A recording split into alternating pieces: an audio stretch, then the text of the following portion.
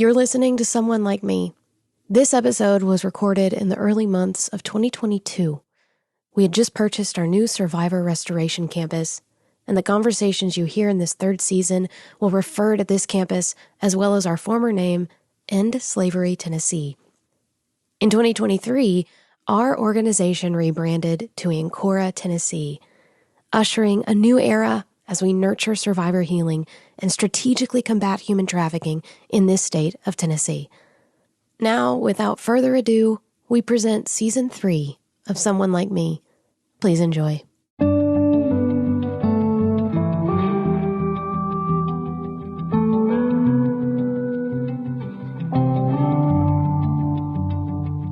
You're listening to Someone Like Me, the official podcast of Ancora, Tennessee, formerly known as End Slavery Tennessee.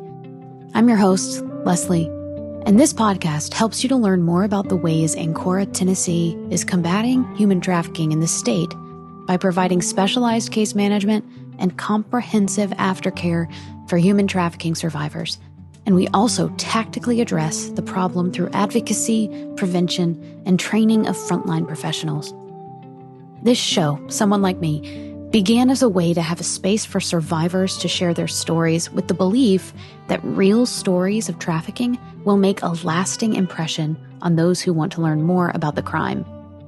We've had a few episodes about why there aren't more survivor interviews, why we aren't releasing weekly episodes with them, or why the stories we do share don't have details of the exploitation the survivors have suffered.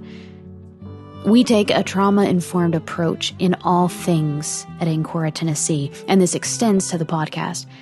If a survivor isn't truly ready to share or speak about their experience, they will not be on this show. By giving them the choice, we empower survivors to take control of their own stories, which sometimes means not sharing them at all. Today's episode, however, is the first of two parts of a conversation with a survivor who has spent many years in the healing process, working tirelessly towards stability and growth, and has done an incredible job of raising her children despite the circumstances stacked against her. Vanessa is her name, and her story features two key elements of the Ancora, Tennessee vision and themes of this season of the podcast, that of housing and employment. This first half of our conversation will focus on housing and how safe and stable housing makes healing possible. In this conversation, Vanessa is joined by Kelsey Mize, who you've heard on the show before. She's the director of survivor care and has been a friend and cheerleader of Vanessa's for a long time. We recorded this episode in the early months of 2022 before our name change became official. Because of this, Vanessa will use Ancora, Tennessee and End Slavery interchangeably, which is a sign of how long she's been contributing to this community. Kelsey Mize was one of the first people Vanessa met when she first entered our program years ago, and we figured we'd start the conversation there.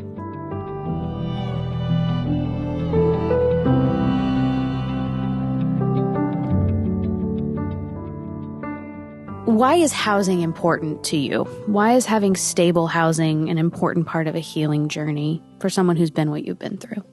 So when you've been human trafficked, you don't have housing. Like, you don't live in most of the time, at least in my experience, didn't live in a house. So I just lived in hotel room from hotel room from hotel room.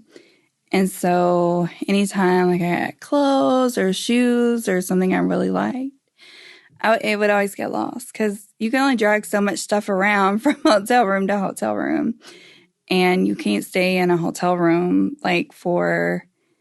you can't stay there for like a solid week because, of course, that's going to start looking suspicious. So you just get dragged around. And then eventually you have to move cities and then states and you're everywhere. So you don't have that safety and security of like having something that's your own. Like the only thing that is your own when you go through that is the little things that you do have, like maybe your clothes, shoes, whatever. So I feel like a lot of people assume that once somebody comes into our program, their life just is 100 times better and it's super easy. And there's no more issues. There's no more problems. You're good. You have everything you need.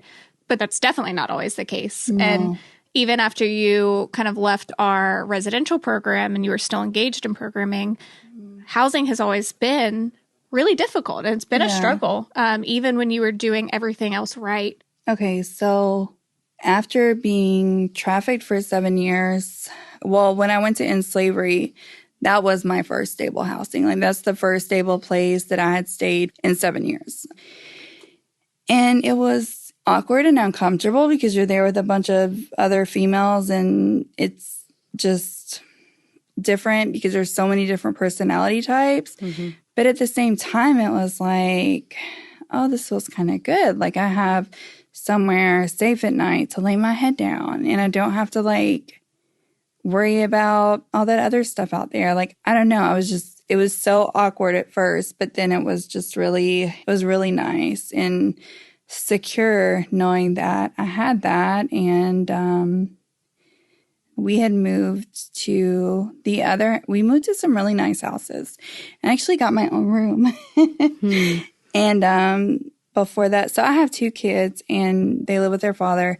He would not let them come see me. So we moved into the own house and I got my own room, and Kelsey talked to him and let him know that it was a safe place and that the kids would be safe. So he let the kids start coming over and spending weekends with me.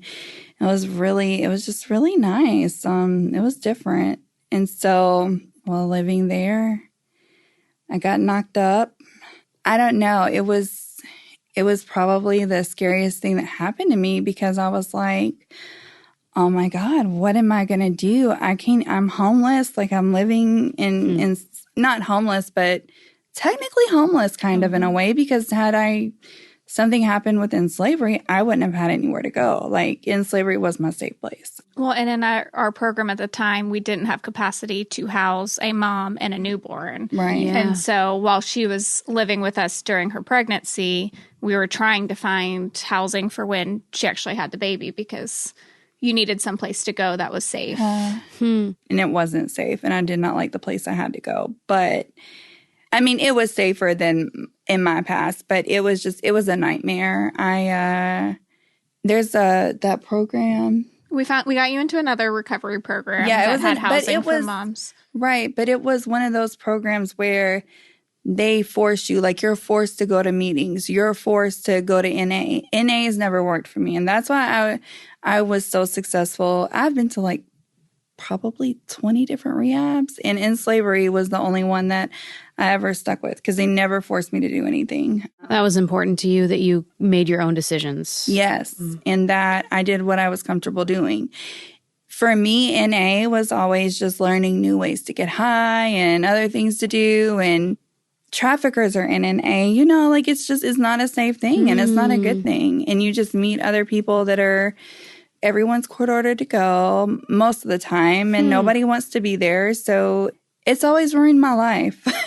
It's always been the worst thing ever for me. Yeah. And because most recovery places look at it like it's a one size fits all, and it's not. And that's the difference, like with Encore, because it's definitely not a one size fits all. And they catered to like my specific needs and my goals and what I wanted, as long as it was for the good, like better stuff. Now Kelsey did a few times force me to go to exercise classes, and I didn't want to go because I was working like 60 hours a week and I was tired and I wanted to sleep on my day off. And I think I got really mad at her one day. I was like, I can't stand it. But yeah, no, but then it was fine. I'm grateful today though that she made me do that, because it was for like, it was a good thing. But you bring up a good point there, because you said you were working like 60 hours a week. So employment and housing, it seems to me what I've learned is that they go hand in hand. So the job you had at that time, would you have been able to have that job without the stable housing that you had from Absolutely Ancora? Not. No. And it was a really crappy job anyways. At the time, I worked for a really crappy company. I made $8 an hour, and then I got promoted to manager and got bumped up to a whole 10. And like, it was so stupid. And then we went through a phase where I had to quit because we moved. And then where we moved to, there was another one right down the street. So I went to work there. And my second day, I think, it was sometime in my first week. I was really pregnant. I was about 4 months pregnant at this point. I got robbed at gunpoint and thought I was going to die. And yeah, it was really traumatic. So I ended up not ever going back to that one. And I went back to the one I was working at before, which was in a, I guess, safer location. But that job really sucked. And then when I moved from the safe house to the other recovery program, the one that's like, oh, you have to have a sponsor. Oh, you have to go to this many meetings. You have to get your sheet signed. Like, that's stupid. That's making me feel like I'm a prisoner. I have to. And then they're like, not only do you have to have a sponsor, you have to give us your sponsor's information so we can contact your sponsor and check and see how you're doing. And I'm like, this is stupid. Like, this is not going to work for me. And my mom would come visit me, and you had to have your visitors show an ID. They had to sign in. They could only stay there so many nights.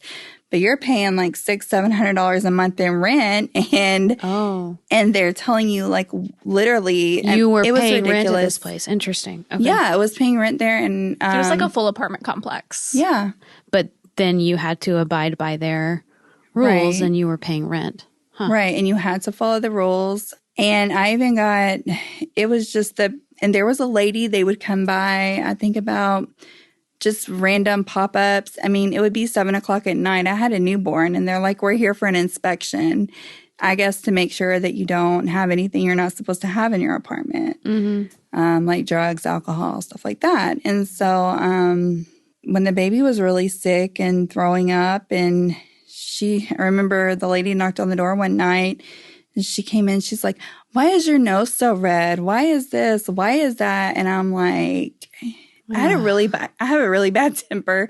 So I really had to bite my tongue and just kind of thug it out because it was hard. And so then after my mom saw what I was, because I can be really dramatic sometimes. So sometimes people are like, oh, it can't be that bad. It can't be that bad. But this place was really that bad. And I wasn't comfortable. I could not live like that. My older two kids hated coming over. It was so small. It was based on my income.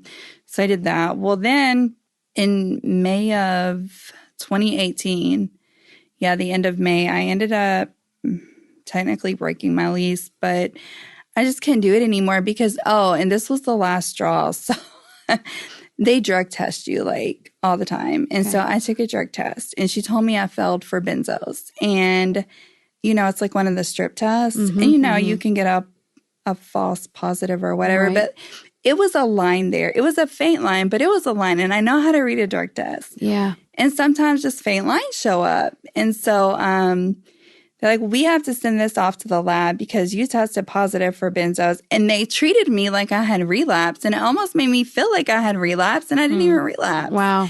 Yeah. And one of the ladies that came up to my apartment one day, and she said, something about, that doing synthetic drugs can lead you back to your drug of choice, right? And I'm like, what is she talking about? Like, I was so in awe because I didn't want to do the meeting thing, and I didn't want to get a sponsor, and I didn't want to follow their program. Yeah. Like their direct program, because like I said, it's not a one size fits all. And that's why I think so many people leave, and they relapse and they leave. You can't treat people that way. Like it's controlling. It's very controlling, and it's not okay to talk to people like that.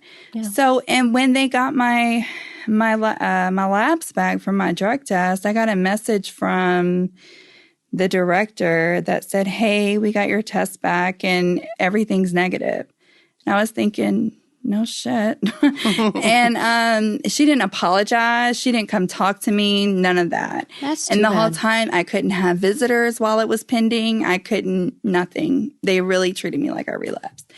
And so that was the last straw. So my mom came. She got my stepdad's truck. She got all my stuff out of there, which it wasn't a whole lot because it was one of those furnished apartments where they furnished everything. but on my personal stuff. And so I ended up going to live with my parents. It was a lot. I mean, you were in a new city. You're away from all of your supports because you were outside of Nashville. So, and then having to move back with your parents. Their dynamic wasn't always stable. No, not at all. So that added just a whole nother level of instability. And it wasn't stable at all. I don't miss work. So it was really hard. Well, then I want you to touch on when you finally were able to move to your own place and what that was like and the struggles that happened once you finally were able to move out from your mom's. Oh, God. So one day, my mom and stepdad, they told me, they said, oh, by the way, we're moving to Florida. Oh. I was like, oh, okay. Wow. But at this point, though, I had a really good job. I worked there for a little bit. And then in 2019. And why did you have to work? What were some of the reasons that you chose there? Oh, because my background, they didn't run background checks. And I had active warrants on my background that I didn't find out. No, I did find out because they tried to get me a really, really good administrative position. And I didn't. When my background came back, it came back that I had active warrants. In Kentucky. Yeah. That you didn't know about. Had no idea. Oh, my. And so actually one of the lawyers that had paired up with Cherished Hearts, Cheyenne Riddle, she was an attorney. She got with another lawyer that practiced law in Kentucky, and he was able to go down there. I didn't have to make an appearance or nothing, and they got everything expunged. Oh, that's great. Mm-hmm. They got the warrants dropped, and they just got everything expunged. It was amazing. But in the meantime, it limited where you could go. Yeah, like I was willing to do anything. You've always been an incredible hard worker. Thank you. Yeah, I try. So your parents are moving to Florida. Yeah. Yeah, what did that look like then? What was the next step for you? Once you got the warrants removed, it opened up a lot of possibilities for you. Yeah, so once I got the warrants removed, once they were able to drop those, yes, it did. It opened up a lot of new possibilities for jobs, and the job that I wanted for the administrative position back when it was available, they had already hired someone, so it was no longer available. But I ended up landing a job through a temp service. They called me and I'm like, I've always wanted to work in HR. Really? Tell me more. They're like, well, it's only a 90-day assignment. And I said, well, I'm already working for this factory. And like, girl, I was doing factory work, like hard labor. Like I went home for the first month every day in tears because I've never done any physical labor in my life. And it was really hard for me. It was hard on my back. It just was too much. And I was exhausted when I got home. I didn't have any energy to play with the baby. And it was a lot. So she tells me about this office job. She's like, yeah, but it's a 90-day assignment. I said, so it's not temp to hire. It's a 90-day assignment. So I was like, okay, I guess I'll try it because she taught me into it. She said that most 90-day assignments end up turning out to be better than the temp to hires anyways. Okay. So I took the chance at it and I went there and I started out as the HR assistant and I loved it. I loved that job. What did you love about it? What did I love about it? Yeah. I loved the support and that's what was different this whole time around too. I've had so much more support through in slavery. Like I told Kelsey, what did I tell you? You're the neighborhood hope dealer. Hope dealer. She literally has any sort of resource I can think of. Like if I need someone to help for budgeting, she's got it. If I need a friend, she's got it. That's Dacia. If I need a work mentor, she's got the hookup. Like she literally has, like I go to her for anything I need. Like anything I need is she always comes through. Sometimes it takes her a little while, but but no. But it's worth the wait. It's so worth the wait because it's so like the end results are so amazing. And it's really been a blessing for real. It's changed my life. Just the whole support system and having so much more support makes all the difference. I've never had this much support in my life ever. And have just so many people just believe in me and You're going to make me cry. But because of that, you were able to get into a job. Like, that allowed you to have a positive work experience. Yes, it did. And it was, they weren't just coworkers. They were like my work family. And even though I'm in human resources, like, I'm really close with the director of estimating and the director of engineering. And like, everybody just loved me. And I loved them. And they're just really nice, good-hearted people. They all go to several different churches. All of them, when they found out that they didn't judge me, but when they found out I weren't going to church, they're like, "Oh, come to our church, come to our church." And I did a few times, but I'm not there yet. I'm not quite there yet. Okay, I have to take teeny tiny baby steps, and that's why Encore works so well for me, because they let me take those baby steps. Because I'm one, like, you ever heard this saying, and my boss tells me this all the time when I get overwhelmed, like, how do you eat an elephant one bite at a time? You can't just like expect to go into like a 30-day program, a 60-day program, and just bam, boom, you're stable and all that years of trauma is gone. Like, it does not work like that at all. Like, it takes, and you have to be willing. You have to, like, for me, I had to hit my rock bottom, like I was at the worst, most depressed. Like, at that point, I didn't care. I wanted to die. Like, I woke up every day wanting to die.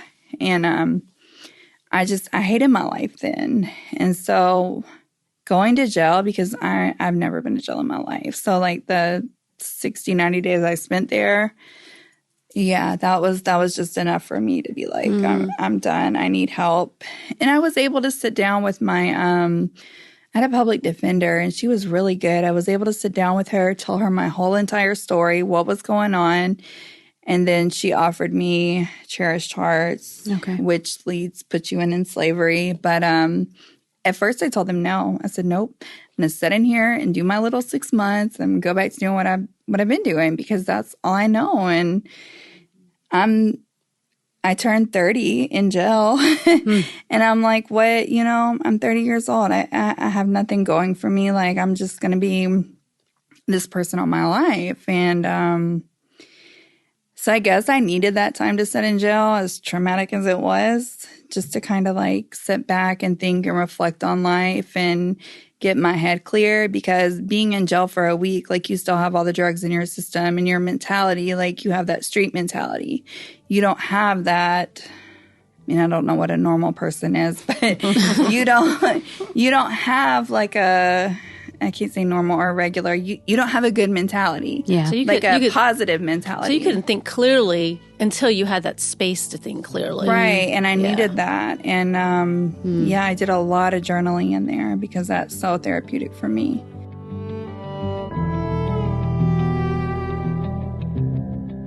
Vanessa's story does not end there.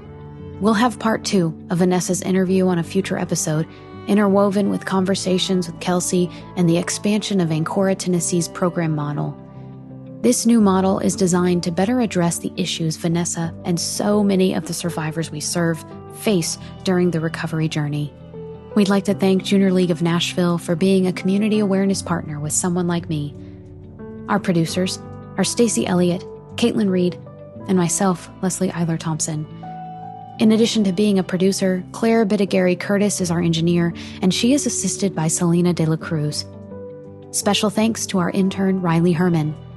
And the original music you hear is by Zach and Maggie White.